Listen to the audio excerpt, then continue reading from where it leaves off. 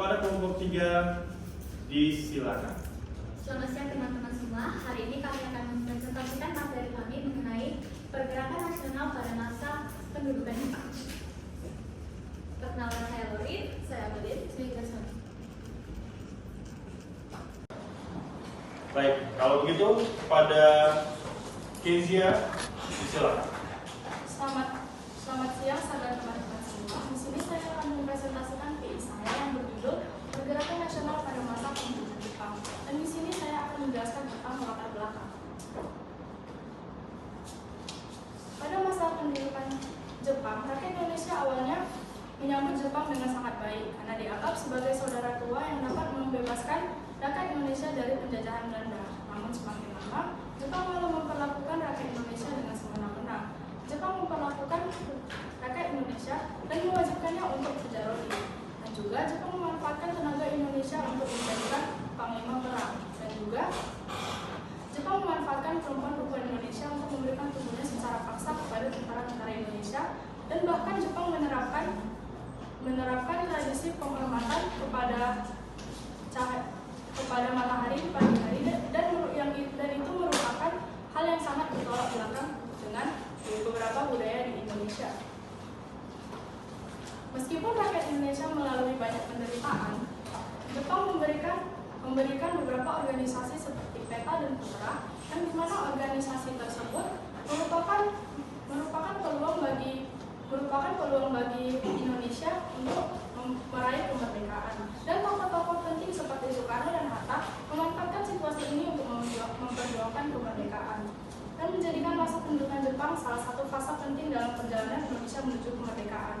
Dan dengan kita mengetahui perjuangan pahlawan-pahlawan kita di masa lalu, ini dapat mengingatkan kita tentang jasa mereka dan bagaimana kita harus selalu punya rasa nasionalis. Karena kalau tanpa pahlawan-pahlawan kita yang di masa lalu, kita tidak akan mungkin bisa ada di titik sekarang yang dimana kita merdeka, damai, dan tentram. Sekian dari tutulan saya, terima kasih. Pendudukan Jepang di Indonesia bukan kejadian mendadak. Ini adalah hasil perkembangan situasi global dan regional di awal abad ke-20. Ada beberapa faktor utama yang melatarinya. Pertama, ambisi Jepang mewujudkan Asia Timur Raya. Sejak restorasi Meiji pada tahun 1868, Jepang modernisasi besar-besaran di militer, ekonomi, dan juga politik.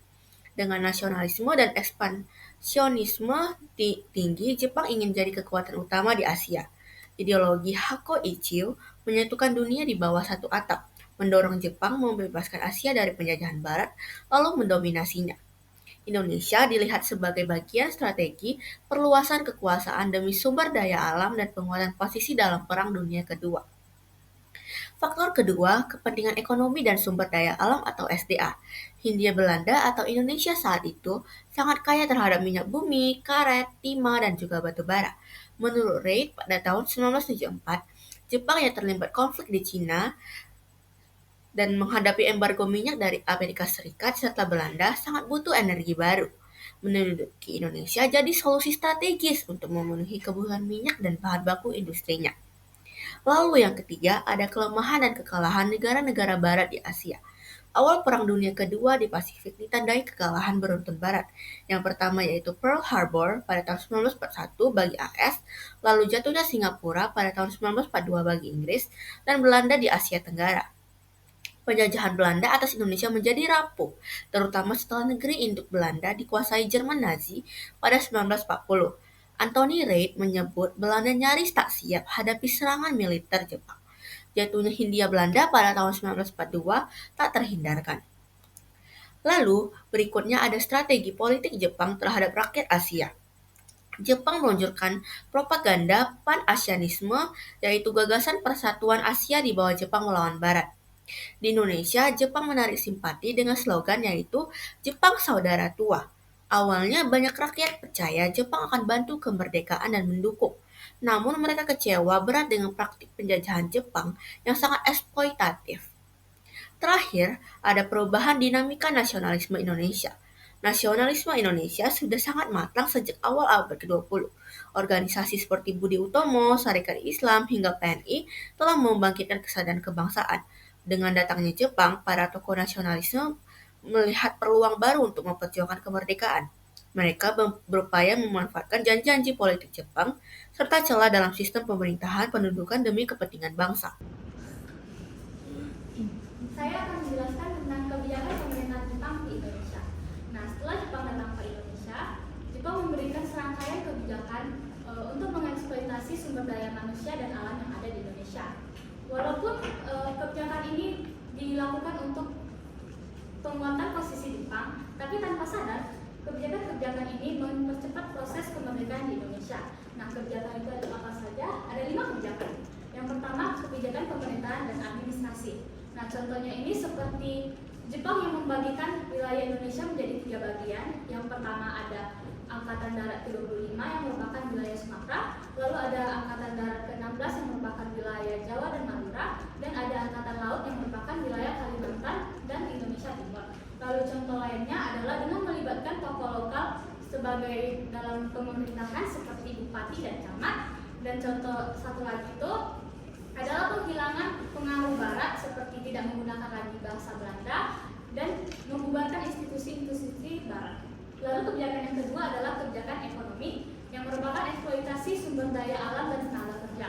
Nah, contohnya ini seperti Romusa atau sistem kerja paksa di mana warga Indonesia dipaksa menjadi buruh oleh Jepang. Lalu ada juga sistem kontrol produksi di mana Jepang memberikan jumlah barang yang harus diisi oleh produsen. Nah, yang terakhir itu adalah pembubaran perdagangan bebas di mana Jepang memonopoli perdagangan yang ada di Indonesia dan melibatkan mata uangnya sehingga terjadi inflasi yang besar. Lalu yang ketiga adalah kebijakan sosial dan budaya.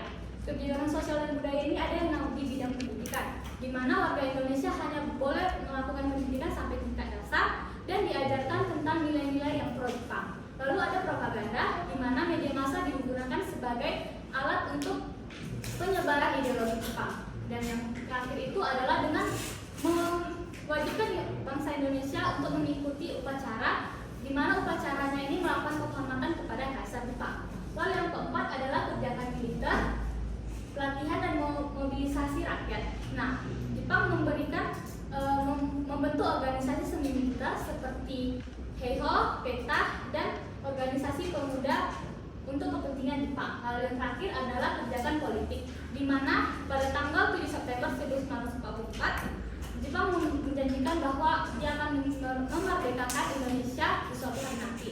Dan hal ini diaplikasikan melalui pembentukan organisasi BPUPKI dan PPHI. Itulah 5 kebijakan dari pemerintahan Jepang di Indonesia. Dan yang selanjutnya adalah pergerakan nasional bersifat kooperatif. Pergerakan kooperatif ini merupakan bentuk perjuangan yang dilakukan oleh bangsa Indonesia pada masa penjajahan Jepang dengan cara bekerja sama dengan Jepang yang langsung. Tujuannya yaitu untuk memanfaatkan kesempatan yang ada dan tentunya mempersiapkan kemerdekaan. Nah, terdiri dari 3 contoh pergerakan kooperatif. Yang pertama yaitu Putra, Pusat Tenaga Rakyat. Putra ini merupakan organisasi yang dibangun oleh 4 serangkai, yaitu pertama Soekarno, Hatta, Ki Hajar Dewantara, dan KH Mas Lancur pada tahun 1943 dengan tujuan untuk memberi pendidikan kepada rakyat Indonesia di masa itu. Nah, yang selanjutnya adalah Jawa Hokokai yang merupakan kelanjutan dari Putra, di mana walaupun di sini Jepang ini mengawasi secara ketat pada Indonesia, namun para pejuang tokoh Indonesia ini memiliki kesempatan untuk meningkatkan kesadaran dan solidaritas dari masyarakat pada masa itu. Dan yang terakhir adalah BPUPKI dan PPKI, yaitu puncaknya. Nah, kedua lembaga ini merupakan lembaga resmi yang membahas mengenai dasar negara, sistem pemerintahan, dan tentunya persiapan kemerdekaan. Dan melalui forum ini, lahirlah Pancasila dan rencana untuk membentuk proklamasi. Dan yang terakhir adalah pergerakan nasional yang bersifat non-kooperatif. Nah, pergerakan ini terbalik dari pergerakan kooperatif yang tadi, di mana di sini mereka menolak secara terbuka maupun secara diam-diam mengenai pekerjaan sama dengan Jepang. Nah, pergerakan non-kooperatif ini terdiri dari 2 bentuk. Yang pertama yaitu gerakan bawah tanah.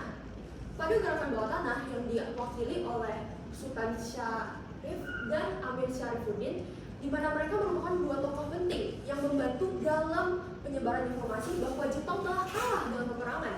Karena apalagi dengan Sultan Syarif ini yang pada masa itu merupakan merupakan menteri dari sosialisasi, di mana ia sudah bisa menguasai banyak sekali bahasa. Walaupun di masa itu berbeda dengan masa sekarang, teknologi untuk mempelajari bahasa itu tidak ada dan sulit sekali. Nah, maka dari itu kedua tokoh ini sangat penting dalam penyebaran informasi bahwa Jepang telah kalah dalam peperangan. Dan yang terakhir adalah perlawanan secara fisik dan pemberontakan. Nah, perlawanan ini kita bisa mengambil peristiwa khususnya, yaitu pemberontakan peta di Blitar pada tahun Februari 1945 yang diwakili oleh tokoh ini, yaitu Supriyadi. Nah, pada di sini, walaupun Jepang mengalahkan Indonesia pada pemberontakan ini, namun semangat nasionalisme yang ada pada masa itu tetap ada dan meningkatkan solidaritas masyarakat pada masa itu. Berdasarkan hasil pembahasan sebelumnya, dapat disimpulkan bahwa kedudukan Jepang di Indonesia sangat berdampak besar terhadap perkembangan penegakan nasional menuju kemerdekaan. Pada awal kedudukan, Jepang membubarkan organisasi politik dan mengendalikan aktivitas rakyat di dalam organisasi bentukan mereka. Meskipun demikian, para tokoh nasional Indonesia seperti Soekarno, Muhammad Hatta, Ki Hajar Dewantara dan para tokoh lainnya memanfaatkan situasi tersebut untuk memperkuat semangat nasionalisme di kalangan rakyat. Secara keseluruhan, masa pendudukan Jepang meskipun dipenuhi oleh penderitaan, justru menjadi momentum penting yang mempercepat lahirnya bangsa Indonesia yang merdeka dan berdaulat. Perjuangan para tokoh di masa pendudukan Jepang mengajarkan kita bahwa kemerdekaan bukanlah hadiah, tetapi hasil dari pengorbanan, keberanian dan persatuan. Oleh karena itu, kita harus menjadikan sejarah ini sebagai cerminan dan sumber inspirasi. Generasi muda Indonesia disarankan agar lebih memperdalam pemahaman terhadap sejarah perjuangan bangsa.